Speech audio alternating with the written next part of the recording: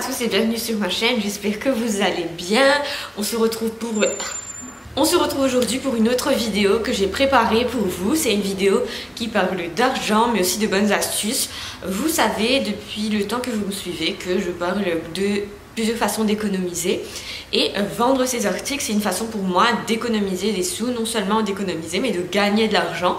Donc j'ai essayé de faire pour vous un peu un condensé de tout ce que je fais pour gagner de l'argent en vendant mes affaires. C'est-à-dire que si vous ne savez pas ce qu'il faut faire pour bien vendre vos articles, peut-être que vous n'allez pas les vendre et que vous allez être découragé et que vous allez penser que ça ne fonctionne pas.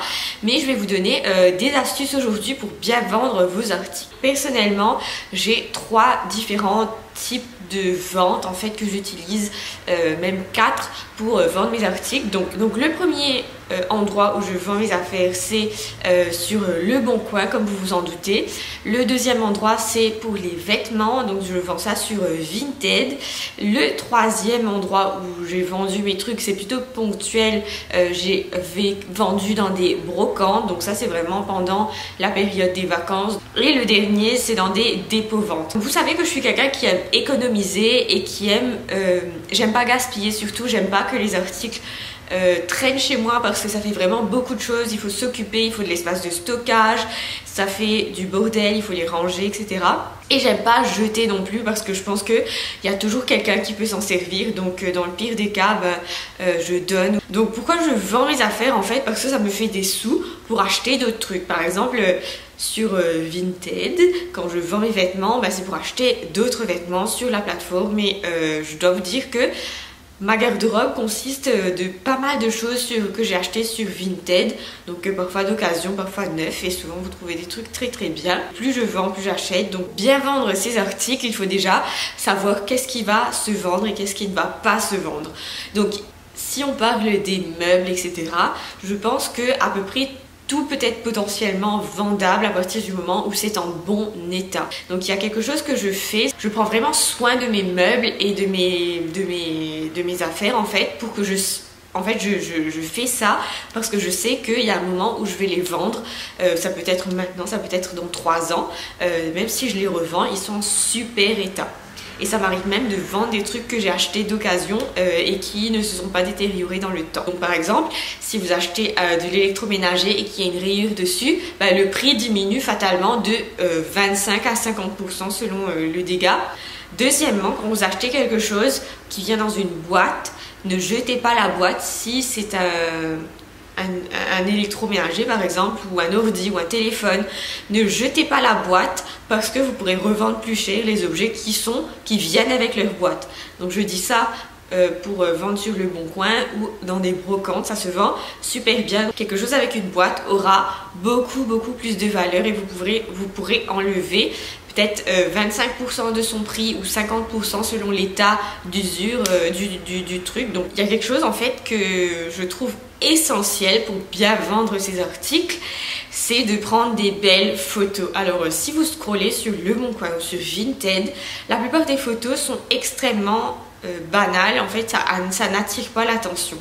Donc je vais vous donner par exemple des astuces pour prendre des photos pour les vêtements, mais c'est valable pour d'autres objets. Il faut toujours se mettre à la place de la personne qui achète. Quand vous achetez, vous avez envie de vous assurer que vous achetez de la qualité. Donc, il faut que les photos soient le plus fidèles possible, mais il faut aussi jouer un petit peu sur la mise en scène. Donc par exemple, si je vais vouloir vendre un vêtement, je ne vais jamais le vendre froissé en boule ou avec une vue qui est toute coupée. La première photo, ça doit être une vue d'ensemble. Ça doit être le genre de photo que vous voyez quand vous allez sur des sites où vous achetez, par exemple, si vous allez sur ASOS ou La Redoute, la photo doit ressembler à ça. C'est-à-dire ça doit attirer l'œil dès le début. La première photo que les gens voient, ça doit être une photo qui soit à la fois fidèle, mais qui soit aussi hyper travaillée, hyper mise en scène pour que la personne ait envie de cliquer et d'aller plus loin. Donc si c'est des vêtements, il faut les défroisser, idéalement il faut les mettre sur un cintre et il faut les exposer en fait en entier pour qu'on puisse voir tout de suite de quel modèle il s'agit. Idéalement, quand ce sont des vêtements, vous les essayez et vous prenez une photo essayée parce que sinon les gens n'auront pas envie d'aller plus loin. Donc inconsciemment, peut-être que ça va me freiner de pas voir à quoi ça ressemble. Parce que des fois, un vêtement sur une table ou quoi, ça ne ressemble strictement à rien, mais une fois sur la personne, ça fait tout son style. Si vous pouvez prendre vos photos avec un appareil photo, avec un téléphone portable qui soit de bonne qualité, ça serait vachement bien d'utiliser toutes les photos que vous pouvez. Par exemple, sur Le Bon Coin, si vous avez droit à 3 photos gratuites, ben, exploitez vos 3 photos gratuites et mettez vos produits sous plusieurs angles. Ensuite vient la description. La description, c'est le deuxième truc que les gens vont vérifier. Donc première chose sur la description, il faut être honnête, c'est-à-dire il ne faut pas inventer et il faut toujours décrire le plus possible. Mettez-vous à la place des gens, c'est là où il faut se mettre le plus à la place des gens. Ils veulent avoir des infos mais aussi des références. Par exemple, si je vends un vêtement et que je sais que moi je fais une taille précise, je vais dire ben voilà, je vends tel vêtement, c'est la taille, telle taille, mais ça se rapproche plus d'une plus petite taille ou d'une plus grande taille. Donc je vais donner des références par rapport à mon utilisation pour que la personne puisse se faire une idée. Donc les vêtements et les tailles, c'est super important, mais quand vous vendez des objets aussi, c'est super important de dire la dimension et de citer les utilisations que vous aviez. Parfois vous vendez, je sais pas, un pot qui vous a servi pour une déco, pas dans son utilisation classique. Vous pouvez dire, voilà, ce pot-là m'a servi à décorer je sais pas quoi, pour mettre je sais pas quoi dedans. Et du coup, la personne pourra aussi se mettre à votre place et dire, ok, si j'achète ce pot-là, je ne suis pas obligée de faire que l'utilisation classique de ce pot, je peux l'utiliser pour autre chose. Quand il y a des défauts, il faut pas hésiter à les mettre, parce que c'est la façon honnête de faire les choses. Bien sûr, quand vous achetez quelque chose, vous n'avez pas envie d'être lésé, et je pense que c'est valable pour tout le monde. Écrivez tout ce que vous pouvez, c'est-à-dire toutes les infos qui vont rassurer la personne quand le produit a été acheté, son état, quelle utilisation a été faite.